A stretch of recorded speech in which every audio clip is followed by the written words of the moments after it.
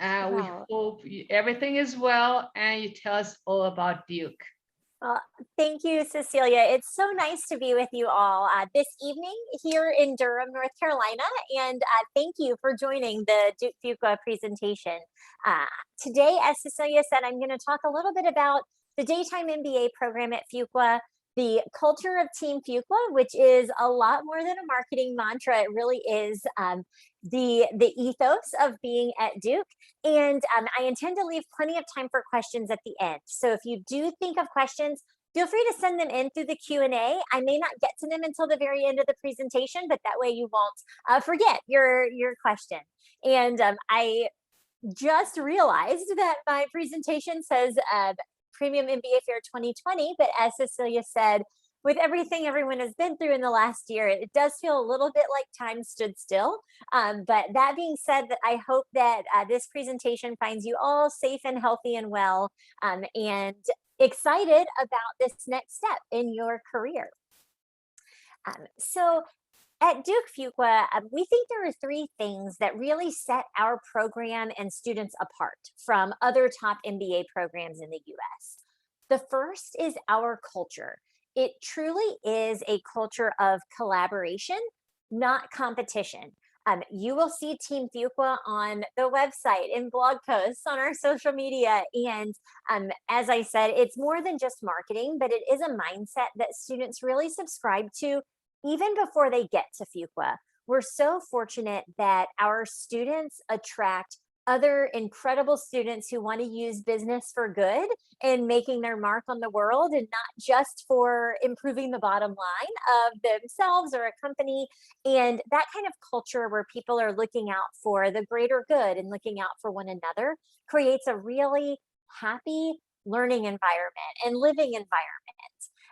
The second thing that we think sets the Fuqua MBA apart is that you can truly customize it in an unlimited number of ways. So you have a set curriculum of 13 core courses, which sounds like a lot, but you get through most of those in the first first semester of your first year.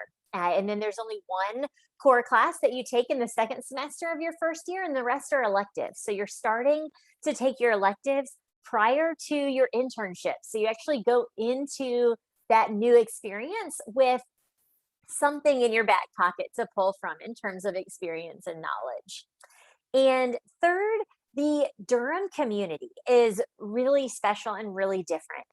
Many of our competitors in the US are located in big cities such as New York or San Francisco. And that is an amazing experience in and of itself. But when you come to a place like Durham, North Carolina, you're really buying into a lifestyle for 2 years where everyone that comes to Fuqua is there to make their own network and to really immerse themselves in the MBA experience. Most people don't have an existing set of friends or family here in North Carolina, and so they really are looking to their Fuqua classmates to be their friends and family inside and outside of the classroom. So it is truly immersive. If you've ever watched a movie where a American university is featured, Durham is like the quintessential college town. A lot of things happen in the city around Duke and around Durham. So great college sports. That atmosphere is really electric. Amazing restaurants, even though we're in a smaller metropolitan area, you're not missing out on that. And we have a great airport so that you can easily get to places that you need to go, whether that's for recruiting or for travel or for fun. So the daytime MBA program, the flagship program at Fuqua, is a full-time MBA. It's 2 years or 22 months from start to finish, with an internship in between your first and second year. I mentioned those 13 core classes, and there are over 100 electives offered at any given time. So you really can choose the topics that are of most interest to you.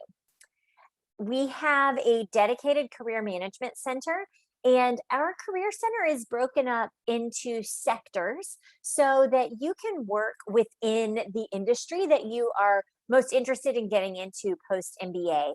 We have a team dedicated to people recruiting consulting, finance, technology, sustainability, healthcare, marketing, media, entertainment, sports, and the list continues on. But it's really nice to be able to start working with a team that is working very closely with the companies that are coming to campus to recruit, and the professional clubs really work closely with our Career Center, because students who are going through the recruiting process or who just completed internships are incredible resources for our incoming class. So our Career Center is really intentional about working with students to make sure we're preparing our first years the best that we can for internship recruiting.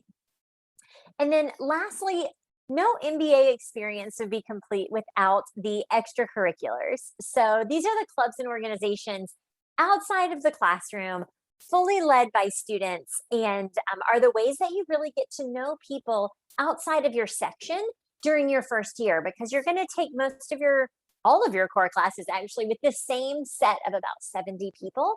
So this is a way to branch out and also to stay connected to your pre-MBA life. So we encourage you to join a diversity club, an affinity club, a fun club, something that you can do that has nothing to do with academics or recruiting, so that you can still feel like a person and not just a student, because we want to make sure that you are fulfilled in all of those areas of your life.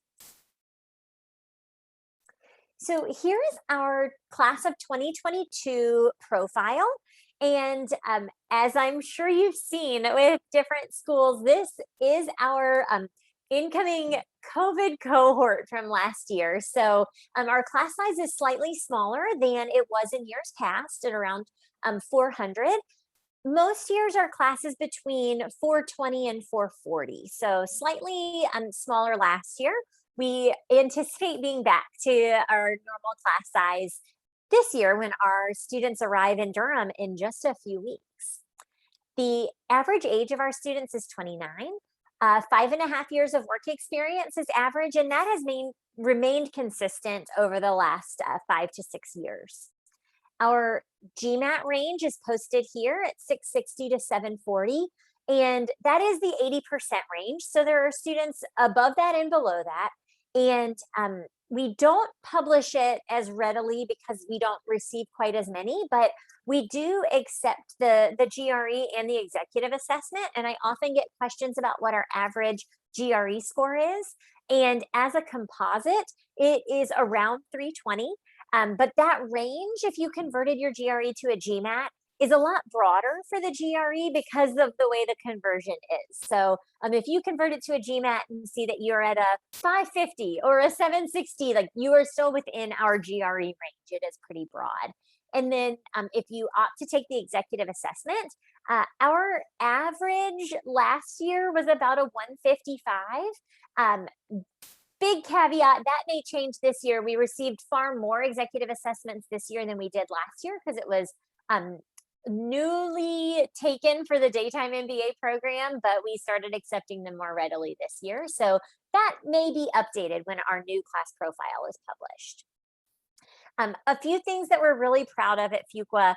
Last year's first year class was 46% women, and that's the highest that our daytime class has ever been in the history of Fuqua. And so we are really working hard towards achieving gender parity, and get really excited when we get closer to that each year.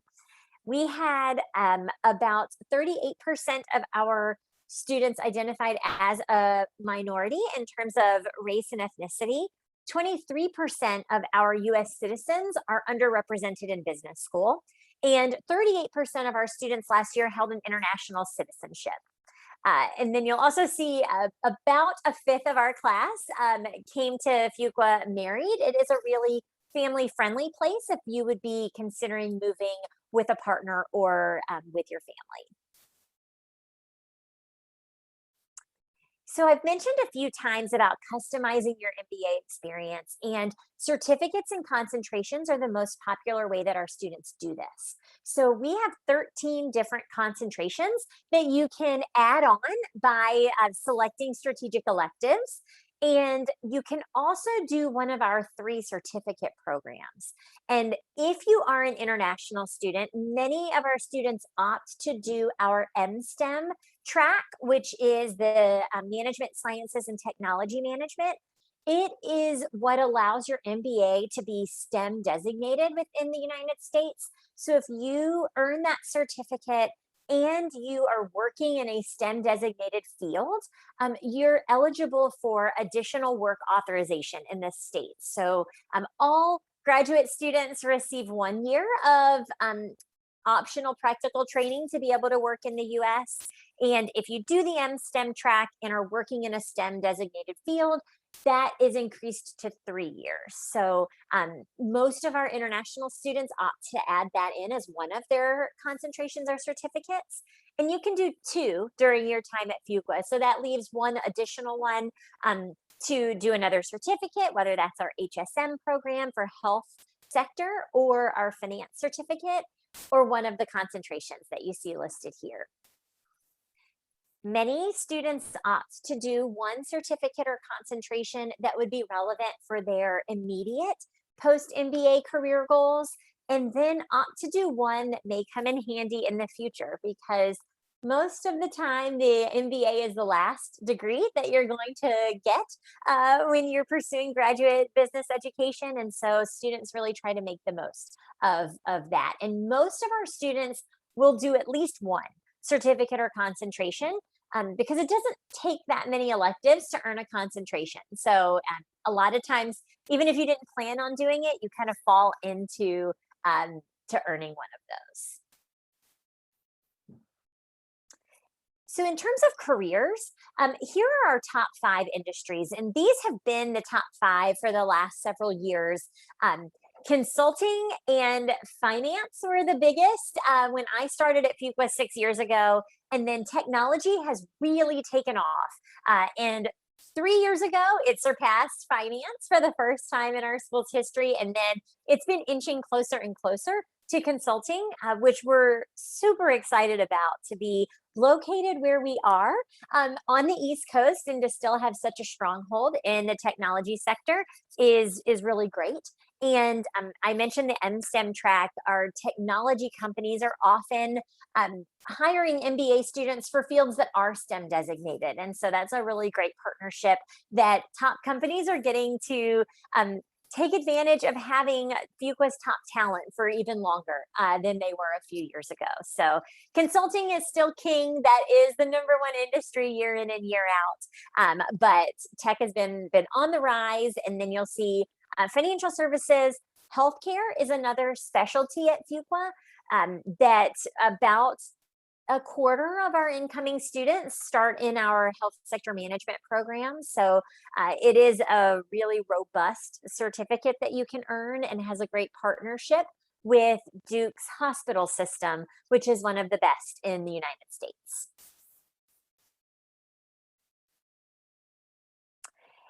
So our top 5 functions outside of the industry, consulting still right up there. Finance is there. We have students that are doing finance roles in a lot of different industries. General management is the 3rd most popular, then marketing, and then operations. So a little bit of something for everyone. And what isn't shown here in our top 5s, you can find in our detailed career report, which is online, and you can find it by just Googling Fuqua career report. Here's an infographic of our top employers.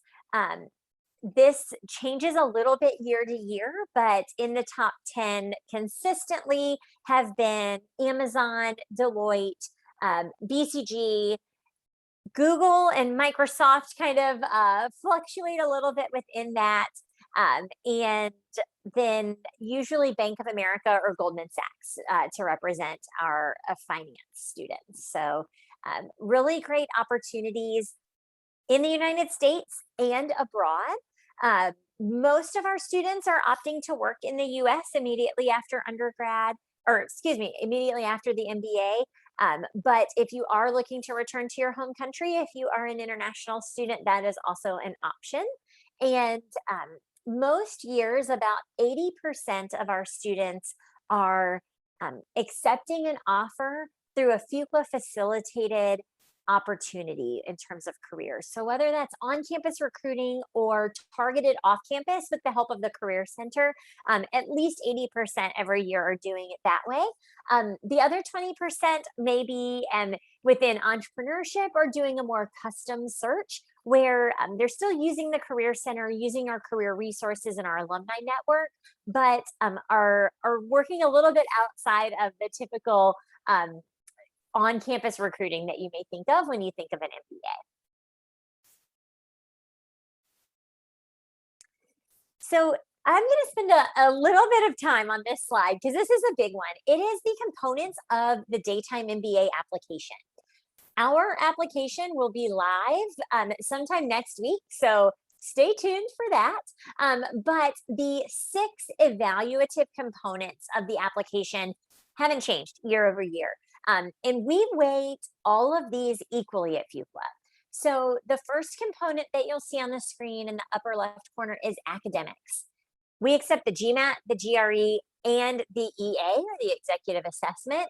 And as an admissions committee, we have no preference for one test over the other. We want you to do the test that's best for you. Your desired post-MBA industry may have a preferred test. So that's something to take a look at, talk with students, talk with the professional student clubs about that. But if we want you to do whatever's best for you, it puts you in the best light possible. So if you've taken 2 tests, submit them both. Let us choose which one helps your case the best, and we're going to use whichever one makes your application stand out more. We do not accept English language proficiency tests at Fuqua, so you do not need to, nor can you submit a TOEFL or an IELTS. So if you're applying for one of our dual degrees, you may still need to take one of those tests for the other school, but at Fuqua, we do not accept those scores. We evaluate your English proficiency through the interview, through your essays, in a variety of different ways. Work experience is the second category that we weight. And we are looking for your management experience of people, projects, and budgets.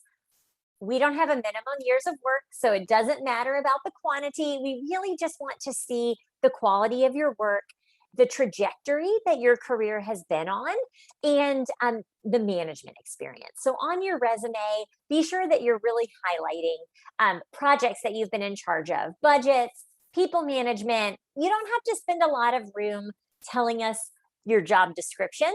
We see thousands of applications every year, lots and lots of resumes. So we have a good idea of what it is that you do, but use your resume to show us how you're going to stand out. We also evaluate and score your leadership and community involvement. And we weight this the same as your work and your academics, because at Fuqua, it's really important to us that you are going to be a contributor and you're going to be actively engaged in the class. So we want to know what involvement you've had outside of work. So what clubs were you a part of during undergrad? Do you volunteer anywhere?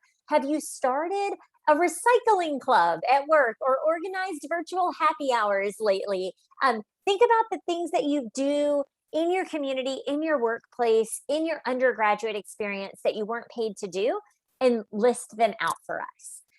As long as it happened in your undergraduate experience or after, we're interested in it.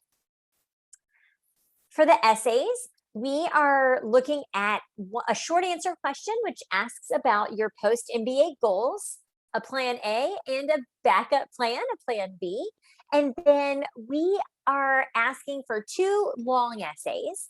The first is our iconic 25 random things about yourself. If you happen to have read much about Fuqua, you've probably seen that this is our go-to essay, and students still use it to introduce themselves. You share your 25 facts with each other. It started in the admissions office. Whenever we have a new staff member join our team, they have to tell us 25 random things about themselves. And many, many years ago, someone suggested that that become our first long form essay. And it is the best opportunity to learn about applicants. So I have a slide a little bit later to help you jumpstart your 25 things in case you are planning to apply this year and want to get a head start. But that's the most fun part of the application for me. So I really look forward to seeing those from applicants. And our second long essay is about how you're going to contribute to the Fuqua community outside of the classroom. So as I mentioned, we evaluate that experience you've had prior to coming to business school. And then we want you to tell us what it is you're going to do while you're here and how you're going to make that lasting mark on Fuqua. So we're not looking for transactional experiences. We want transformational experiences and know that as a school, we can continue to develop and grow and become better. And our students are what make that happen. So we're excited to see your Fuqua knowledge and how you plan to contribute while you're here. We do require one letter of recommendation. We prefer that it be we very strongly prefer it's a professional recommendation, ideally from a current supervisor or a previous supervisor. And we use the GMAT common letter of recommendation. So if you are applying to multiple schools, your recommender could save their answers and submit them in a very similar format to any school using the common letter. You can submit a second optional letter of recommendation. And last year was the first year we went to only taking one letter of recommendation. And it was about half of our applicants submitted one, half submitted two. Doesn't matter to us. Though if you can't have a supervisor submit one of your letters of recommendation, it can be really useful for you to submit two, since we don't have that voice from someone who has managed you. So it's nice to get to hear that. But they really do need to be professional in order to complete the GMAT common letter of recommendation in a worthwhile way. And then lastly, we use the interview as the sixth and final evaluative piece of the application. All of our interviews will be conducted virtually this year. With COVID and travel restrictions, we didn't want to disadvantage any applicants who aren't able to come to campus to interview or not able to interview in person with an alum. So they will all be done virtually. And it is given equal weight whether you interview with a staff member, a student, or an alum. 95% of our interviews are conducted by our student interviewers or our alumni interviewers, but we are staff occasionally will do an interview. And this year we're doing a special interview period just for reapplicants, and staff will be doing the majority of those. So don't be alarmed if you sign up for one of our applicant initiated interviews for the reapplicant period if it is a staff member, but they're all given equal weight. And that brings up our interview period is a little bit complex at Fuqua. So we have an applicant initiated interview period, and that is in the month of August and September. And once you start an application, as long as space permits, you can opt into doing an interview and scheduling one during that time period. And if you don't opt into that, that is completely fine. We do an invitation interview period after that. And we invite more candidates than we don't, because we really do want to get to know you and we want to get to know your interest in Fuqua. But if you think that you are ready for your interview and you want to make sure that the admissions committee hears your voice outside of just the paper application, our open interview period is a great opportunity. So you have to start an application, but once you do that, you can sign up for an interview within the application as long as space permits in that time period. All right, I know I've been talking a lot and I'm almost done, so I will get to your questions really soon, but I hate giving a virtual session and you not be able to take something tangible away from it. So I'm going to pause on this slide so that you can take a picture of it, take a screenshot. These are some questions to help you start thinking about how you could format your 25 random things essay. We want to know you far beyond just a list of your likes and dislikes. So think about things like your favorite childhood memory or how your friends would describe you. Something that you've done that you're really proud of or that's really interesting and unique about you. these are the types of things that we want to see coming out in your 25 things. And we have a word limit, and we ask you to number them. But beyond the word limit and the numbers, there really aren't any restrictions. So you can add links, you can add photos, you could tell us a joke. You can really be yourself and let your personality shine through in this. But you want it to be interesting. You want it to still use correct grammar and punctuation because it is an essay, but you should have fun with it.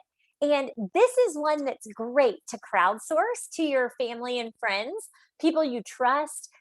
Ask them to look over it. Ask them for a fun fact about you, because you'd be surprised at the things that others remember about you that you may not have remembered about yourself.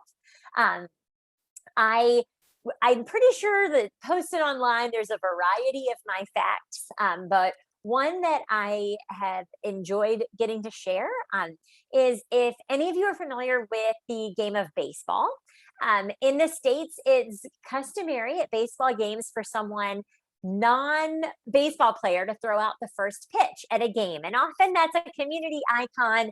For Major League Sports, it's a famous person for the most part. But I grew up in a pretty small town, and I got to throw out the first pitch one time, and I made it across the plate. And that was my only goal, was to not embarrass myself. So I was very proud of that moment. So that would have been in my 25 things had I been an applicant to Fuqua. So hopefully you've had a chance to take a screenshot of this or snap a photo so that you can get a jump start on your random things essay for Fuqua. So here are our 2021-2022 application deadline dates. We have 4 rounds at Fuqua, and our first round is an early action binding round. So if you know 100% Fuqua is the place for you and you absolutely will accept an offer, early action is great. This is a time where we see a fair number of our reapplicants because they are committed to Fuqua and know that it's where they want to be. The deadline is pretty quick. It's September 2nd. But the plus side is that you get a decision about 5 weeks after submitting your application. So it's a really quick turnaround. But as I mentioned, it is binding. So you have to be ready to withdraw your applications from other schools if you apply in early action. Rounds 1, 2, and 3 are all standard, typical rounds, non-binding. Of course, we hope you say yes if you're admitted to Fuqua, but these are very standard, as you would see at most business schools. So round 1 is an October deadline.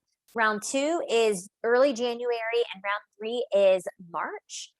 You are all here on a session in July of 2021. No one should wait until round 3. You are ahead of the game. Be sure to get your application in early action round 1 or round 2. Most of the seats are spoken for by the time we get to round 3. And if scholarship is important, you want to make sure that scholarship dollars are still readily available. So apply as early as you can with a strong application, but don't feel like you have to apply before you are ready. If you are an international student, we encourage you to apply by round 2 so that you have plenty of time to get your visa processed. So that's something to keep in mind as well.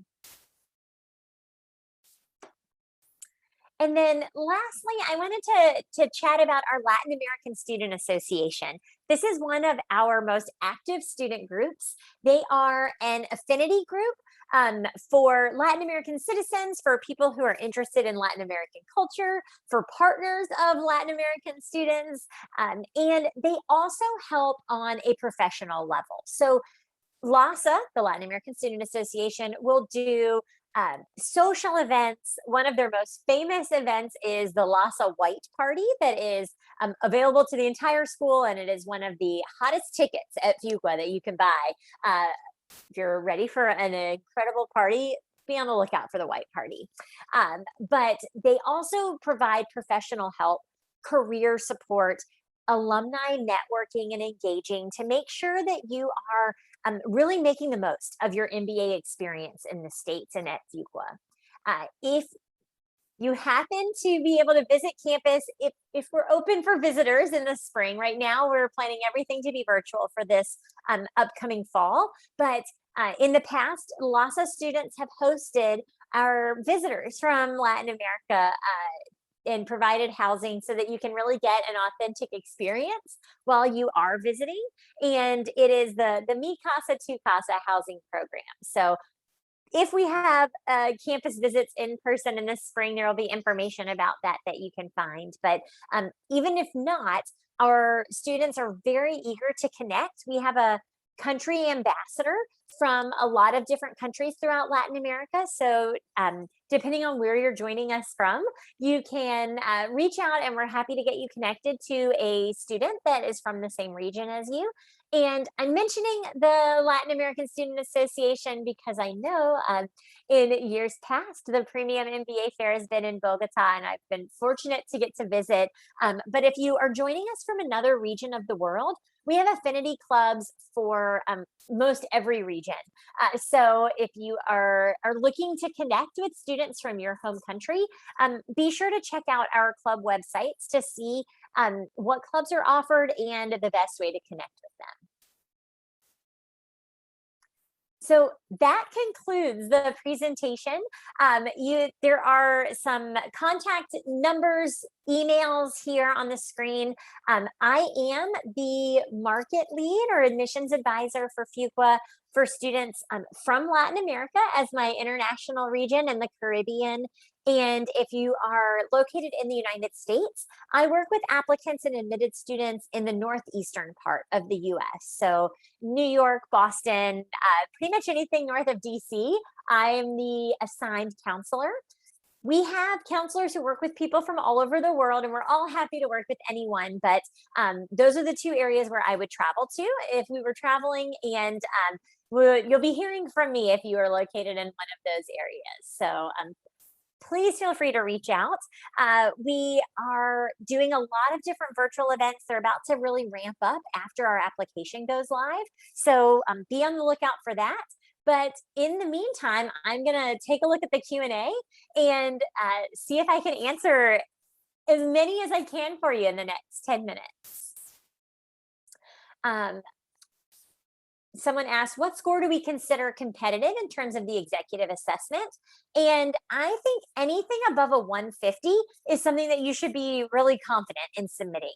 As I said, our average was about a 155, but if you are around a 150, absolutely feel good submitting that. Nicole asked, what constitutes a minority student? So that would be students who identify as non-white that are US citizens are in minority. If you are in business school, an underrepresented minority student would be students who are African American, Native American, Latinx, and Pacific Islander, Native Alaskan, Native Hawaiian. So those two numbers are a little bit different because Asian Americans are included in the minority number, but not included in the underrepresented minority number for business school.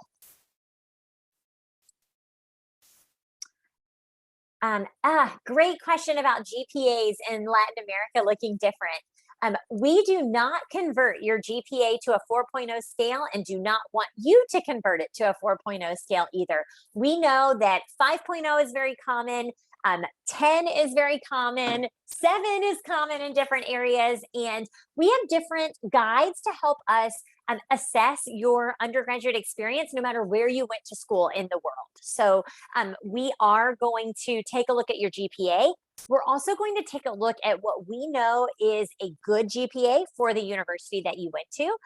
We know some universities do not award anything above a 6, even though they may be rated on a 7. So we're going to account for that. And we also know certain majors at certain universities are more difficult than others. And so we take that into account as well. If you are on a 4.0 scale and you have a GPA that's lower than a 3.0, it is probably worth addressing that in the optional statement to just let us know what went on during your undergrad experience and show us that you are a better student now than maybe you were when you were 17, 18 years old. The other thing to consider is that our academic rating at Fuqua is made up of your standardized test score, your GPA, and the strength of your undergraduate institution. And we average all three of those together to get an academic score for you. So if you know your GPA is on the lower side for our published range, if you're on a 4.0 scale, or for your university, if you're not on a 4.0 scale, really think about how you can showcase your academic ability. One of the best ways to do that is through your standardized test score, because that can almost immediately offset your GPA if it is low. Someone asked if the average work experience is at the time of application or the time of coming to Fuqua as a student. We are going to give you an extra year when we assess your work experience, because we're going to assume that you'll work until you start the program. So if you apply in September in early action, we're going to count your work experience, and that average years of work experience would be if you worked to the following July when you came to Fuqua, which is almost an entire extra year.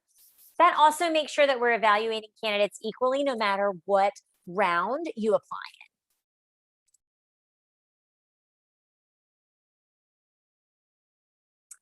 in. Is the STEM track suitable for people looking for consulting? Hi, Giancarlo. It's good to see you on the webinar. It absolutely is, though not all consulting roles will have a STEM designation.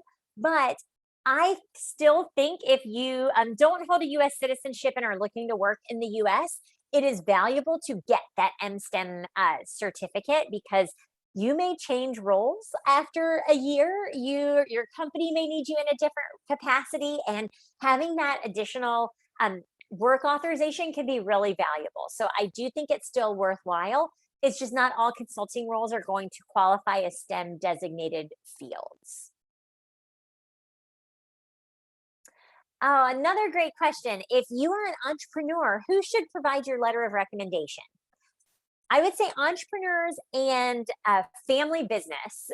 This applies to you. I would look to a client or a business partner to provide your recommendation, because a supervisor is most likely not going to be a suitable or viable option. And you can use the optional statement to explain why you chose the recommender that you did. We very much expect entrepreneurs and those working in a family business to have someone other than a supervisor.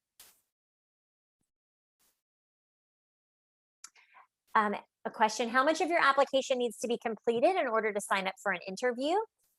If you can input your basic demographic information so that we can be sure that your interview is linked to your application after you complete it, you will be all set. So if you know your name, your email, your birthday, your location, just like truly the basics, then you can sign up for an interview. And then you can complete your application at any point during this upcoming application cycle. Your interview is only good for 1 year, though. So if you interview an open interview period and don't choose to submit your application, it will not carry over into the next year. I probably did confuse you all a little bit, and my apologies. The open interview period, or the applicant initiated interview period, is available for all applicants, not just reapplicants. We just have dedicated a week this year to reapplicants, in addition to our typical open interview period, in an effort to make sure that we can touch base with those who've expressed interest in Fuqua over the course of multiple calendar years.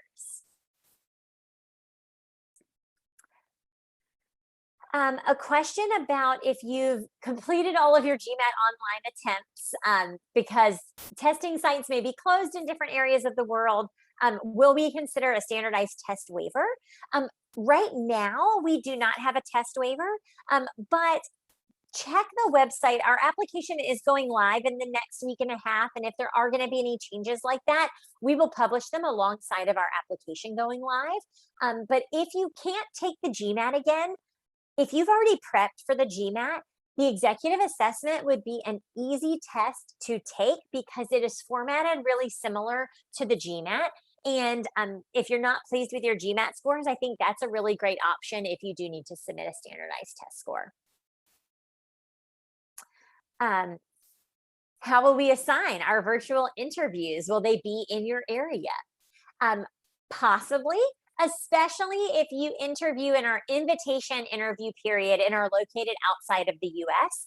We try to match you up with an alum in your area, both for time zone and ease of scheduling that interview, and also so that you can hear from someone who experienced the MBA program from a similar background in terms of where you're living. All of our interviews are blind matching, so we're not looking to match you on an industry. If you interview with one of our student interviewers, it could be someone from anywhere around the world, but if you interview during our invitation period and are located outside of the United States, there is a higher likelihood that you're interviewing with an alum in your region than if you do the open interview period. What are the benefits to applying in early action? We admit more students per number of applications received in early action because we know that you're committed to coming to Fuqua. So that's a big plus.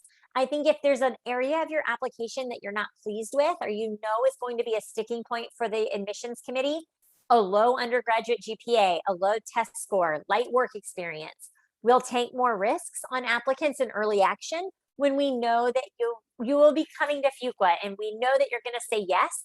We can overlook a little bit more in the application. Okay, I have one more minute and I'm going to do my best to, oh, there's a lot of questions. I'm never going to get through them, but I will touch on this one. Your interviewer will only see your resume at Fuqua. They will know nothing else about your application. So just your resume. We do take the online GMAT. If you've taken the test more than once, I think you should submit all of your test scores to us, even if there was a bad one, because then you show grit, you show perseverance, self-awareness, and improvement. So I personally feel like you can't go wrong submitting multiple test scores. You only have to submit your unofficial transcripts until you are an admitted student. Same with test scores. We accept your unofficial test scores with your application, and then officials can come after you're admitted.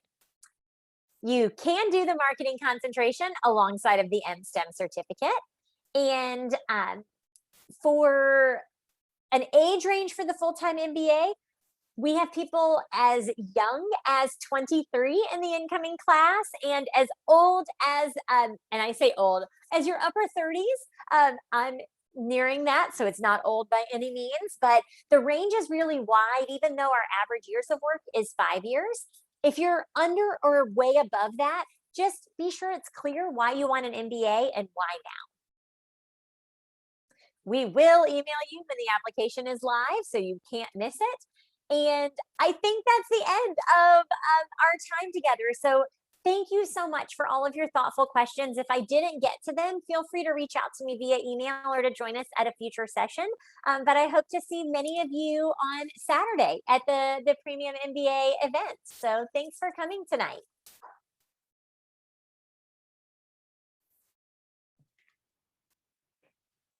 Thank you very, very much, Lauren. Thank you everyone for participating. We hope to see you on Saturday, and we continue with the presentation of UT, University of Texas at Austin, McCombs Business School. So we'll hope you join us. Thank you, Lauren. I'll see you on Saturday. I can't wait. See you all then. Bye. Bye-bye.